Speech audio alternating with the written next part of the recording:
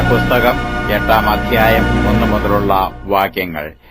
യഹോവ പിന്നെയും മോശെയോട്, നീ അഹരോനെയും അവനോടുകൂടെ അവന്റെ പുത്രന്മാരെയും വസ്ത്രം, അഭിഷേകതൈലം, പാപയാഗത്തിനുള്ള കാള, 2 ആട്ടുകൊറ്റന്മാർ, കൊട്ടയിൽ പുളിപ്പില്ലാത്ത അപ്പം എന്നിവയുമായി കൊണ്ടുവരികയും സഭയെ മുഴുവനും സമാഗമന കൂടാരത്തിന്റെ വാതിൽക്കൽ കൂട്ടുകയും ചെയ്യുക എന്ന് കൽപ്പിച്ചു.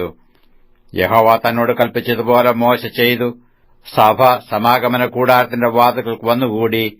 മോശെ സഭയോട്, യഹോവ കൽപ്പിച്ച കാര്യം ഇതാകുന്നു എന്ന് പറഞ്ഞു. മോശെ അഹരോനെയും പുത്രന്മാരെയും അടുക്കൽ വരുത്തി അവരെ വെള്ളം കൊണ്ട് കഴുകി. അവനെ ഉള്ളങ്കി ഇടുവിച്ചു, നടുക്കെട്ട് കെട്ടിച്ചു, അങ്കി ധരിപ്പിച്ചു, ഏഫോദ് ഇടുവിച്ചു. ഏഫോദിന്റെ ചിത്രപ്പണിയായ നടുക്കെട്ട് കെട്ടിച്ചു, അതിനാൽ അത് മുറുക്കി. അവനെ പതക്കം ധരിപ്പിച്ചു. പതക്കത്തിൽ ഊറീമും തുമ്മീമും വെച്ചു. അവന്റെ തലയിൽ മുടി വെച്ചു. മുടിയുടെ മേൽ മുൻവശത്ത് വിശുദ്ധ കിരീടമായ പൊൻപട്ടം വെച്ചു.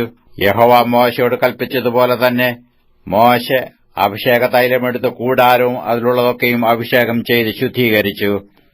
അതിൽ കുറെ അവൻ യാഗപീഠത്തിന്മേൽ 7 പ്രാവശ്യം തളിച്ചു. യാഗപീഠവും അതിന്റെ ഉപകരണങ്ങളൊക്കെയും തൊട്ടിയും അതിന്റെ കാലും അഭിഷേകം ചെയ്ത് ശുദ്ധീകരിച്ചു. അവൻ അഹരോന്റെ തലയിൽ അഭിഷേക തൈലം ഒഴിച്ചു അവനെ അഭിഷേകം ചെയ്ത് ശുദ്ധീകരിച്ചു.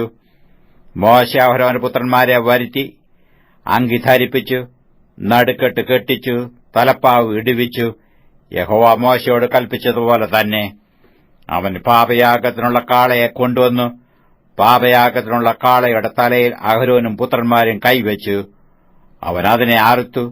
മോശെ അതിന്റെ രക്തമെടുത്ത് വിരൽ കൊണ്ട് യാഗപീഠത്തിന്റെ കൊമ്പുകളിൽ ചുറ്റും പുരട്ടി യാഗപീഠം ശുദ്ധീകരിച്ചു.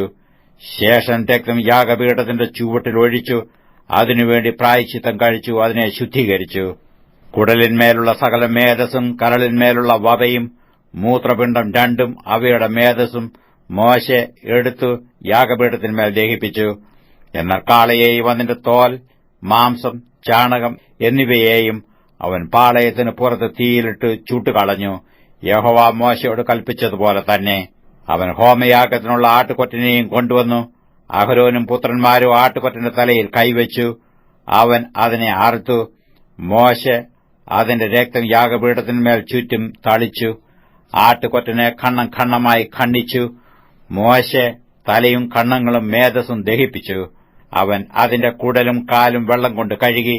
മോശെ ആട്ടുകൊറ്റനെ മുഴുവനും യാഗപീഠത്തിന്മേൽ ദഹിപ്പിച്ചു. ഇത് സൗരഭ്യവാസനയായ ഹോമയാഗമായി യഹോവയ്ക്കുള്ള ദഹനയാഗം.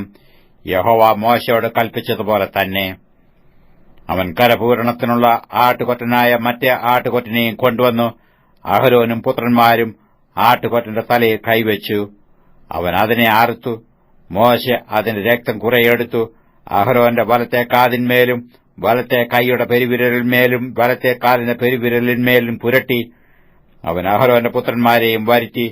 മോശെ രക്തം കുറെ അവരുടെ വലത്തെ കാതിന്മേലും വലത്തെ കൈയുടെ പെരുവിരലിന്മേലും വലത്തെ കാലിന്റെ പെരുവിരലിന്മേലും പുരട്ടി. ശേഷം രക്തം മോശെ യാഗപീഠത്തിന്മേൽ ചുറ്റും തളിച്ചു. മേധസ്സും തടിച്ച വാലും കുടലിന്മേലുള്ള സകല മേധസ്സും കരളിന്മേലുള്ള വവയും മൂത്രപിണ്ഡം 2 അവയുടെ മേധസ്സും വലത്തെ കൈക്കുറകും അവൻ എടുത്തു. യഹോവയുടെ സന്നിധിയിലുള്ള പുളിപ്പില്ലാത്ത അപ്പം ഇരിക്കുന്ന കൊട്ടയിൽ നിന്ന് പുളിപ്പില്ലാത്ത ഒരു അപ്പവും എണ്ണയപ്പമായ ഒരു ദോശയും ഒരു വടയും എടുത്തു മേധസ്സിന്മേലും കൈക്കുറകിന്മേലും വെച്ചു. അവയൊക്കെയും അഹരോന്റെ കൈയിലും അവന്റെ പുത്രന്മാരുടെ കൈയിലും വെച്ചു യഹോവയ്ക്കും നീരാജനം ചെയ്തു. പിന്നെ മോശെ അവയെ അവരുടെ കൈയിൽ നിന്ന് എടുത്ത് യാഗപീഠത്തിന്മേൽ യാഗത്തിന്മീതെ ദഹിപ്പിച്ചു. ഇത് സൗരഭ്യവാസനയായ കരപൂരണയാഗം, യഹോവയ്ക്കുള്ള ദഹനയാഗം തന്നെ. മോശെ അതിന്റെ നെഞ്ചെടുത്ത് യഹോവയുടെ സന്നിധിയിൽ നീരാജനാർപ്പണമായി നീരാജനം ചെയ്തു. അത് കരപൂരണത്തിന്റെ ആട്ടുകൊറ്റനിൽ മോശയ്ക്കുള്ള ഓഹരിയായിരുന്നു. യഹോവ മോശയോട് കൽപ്പിച്ചതുപോലെ തന്നെ മോശെ അഭിഷേക തൈലവും യാഗപീഠത്തിന്മേലുള്ള രക്തവും കുറേശ്ശെ എടുത്തു. അഹരോന്റെ മേലും അവന്റെ വസ്ത്രത്തിന്മേലും അവന്റെ പുത്രന്മാരുടെ മേലും പുത്രന്മാരുടെ വസ്ത്രത്തിന്മേലും തളിച്ചു. അഹരോനെയും അവന്റെ വസ്ത്രത്തെയും അവന്റെ പുത്രന്മാരെയും പുത്രന്മാരുടെ വസ്ത്രങ്ങളെയും ശുദ്ധീകരിച്ചു. അഹരോനോടും അവന്റെ പുത്രന്മാരോടും മോശെ പറഞ്ഞത് എന്തെന്നാൽ, മാംസം നിങ്ങൾക്ക് സമാഗമന കൂടാരത്തിന്റെ വാതിൽക്ക് വെച്ച് പാകം ചെയ്തു അഹരോനും പുത്രന്മാരും അത് തിന്നണമെന്നു എനിക്ക് കൽപ്പനയുണ്ടായതുപോലെ അവിടെ വെച്ച് അതും കരപൂരണത്തിന്റെ കൊട്ടയിൽ ഇരിക്കുന്ന അപ്പവും തിന്നുവീൻ. മാംസത്തിലും അപ്പത്തിനും ശേഷിക്കുന്നത് നിങ്ങൾ തീയിലിട്ട് ചുട്ടുകളയണം.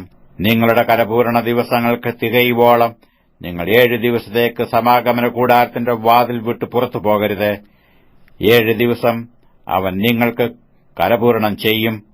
നിങ്ങൾക്കു വേണ്ടി പ്രായശ്ചിത്തം കഴിപ്പാൻ ഇന്ന് ചെയ്തതുപോലെ ഇനിയും ചെയ്യേണ്ടതിനു യഹോവ കൽപ്പിച്ചിരിക്കുന്നു. ആകയാൽ നിങ്ങൾ മരിക്കാതിരിപ്പാൻ 7 ദിവസം രാവും പകലും സമാഗമന കൂടാരത്തിന്റെ വാതിൽക്ക് പാർത്ത് യഹോവയുടെ കൽപ്പന അനുസരിക്കണം. ഇങ്ങനെ എന്നോട് കൽപ്പിച്ചിരിക്കുന്നു. യഹോവ മോശെ മുഖാന്തരം കൽപ്പിച്ച സകല കാര്യങ്ങളും അഹരോനും അവന്റെ പുത്രന്മാരും ചെയ്തു.